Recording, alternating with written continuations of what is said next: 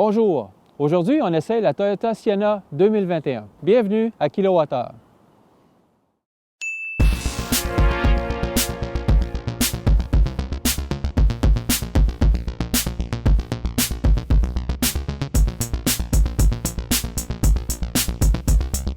Bonjour, aujourd'hui à Kilowattheure, on vous présente la Toyota Sienna 2021 qui a été complètement redessinée. Vous remarquerez que je ne dis pas Toyota Sienna hybride parce que maintenant, elle est offerte uniquement avec la motorisation hybride, soit un moteur thermique et moteur électrique, ce qui donne une puissance combinée de 245 chevaux ou 183 kW. La Sienna est livrable en traction avant, mais aussi en traction intégrale. Elle peut accueillir 7 ou 8 occupants selon la version. Les versions les plus luxueuses vont accueillir seulement 7 passagers. Le modèle qu'on a pour vous aujourd'hui, c'est la XSE à traction avant avec l'ensemble technologie. Donc, c'est la version la plus luxueuse chez la Sienna. Le prix de détail est de 51 190 $ avant les frais de transport et de préparation de 1 840 $. Si vous voulez avoir la traction intégrale, il faut ajouter 2 000 $.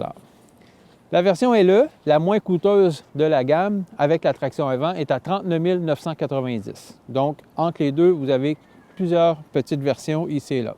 Sous le capot, on retrouve un moteur de 2,5 litres à 4 cylindres avec un moteur électrique de 40 kW. Donc, ce qui donne une cote de consommation combinée de 6,5 litres au 100 pour les modèles à traction et 6,7 pour les modèles à traction intégrale, selon évidemment les chiffres fournis par Toyota. Des chiffres qui peuvent être très réalistes, d'autant plus que la modulation entre le moteur à essence et le moteur électrique se fait très bien, en tout cas plus facilement qu'avec le Ford Explorer qu'on a essayé récemment.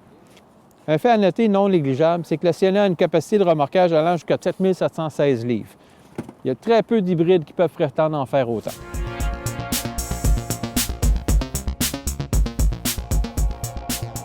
Ce qui est intéressant dans la Sienna, c'est qu'on peut voir, comme à peu près dans tous les modèles Toyota, un peu la distribution d'énergie avec l'hybride.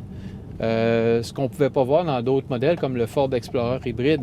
On voit à quel niveau se trouve la batterie, on voit vraiment l'interaction entre le moteur électrique et le moteur à essence, et puis d'où l'énergie s'en va ou elle revient, tout ça.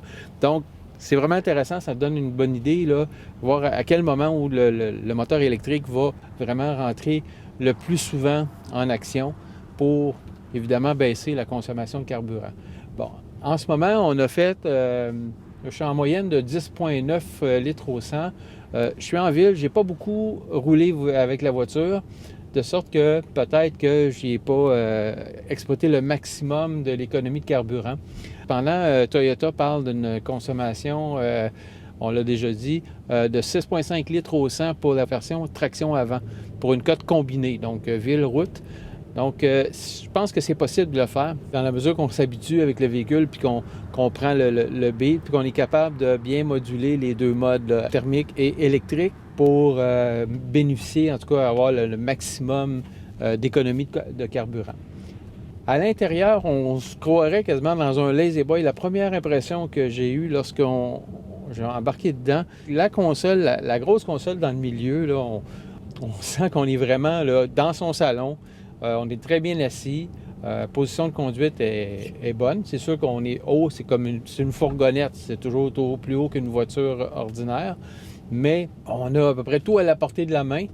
Et je vous dirais là, que dans ces temps-ci où on est habitué de manger notre fast-food, notre malbouffe, si vous préférez, dans la voiture, bien, la configuration du tableau de bord et de la console fait en sorte que c'est quasiment le modèle idéal. On peut mettre nos frites, notre hamburger, peu importe, là, sur la console, puis on n'est pas tout pris avec ça sur les genoux, tout ça.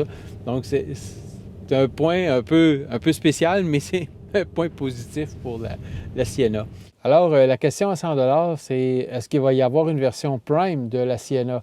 Il y a certains sites qui parlent possiblement une version Sienna Prime en 2022. Donc, Prime, on se rappellera, c'est la version hybride rechargeable. Pour le moment, évidemment, pas moyen de savoir auprès de Toyota si c'est vrai ou c'est pas vrai.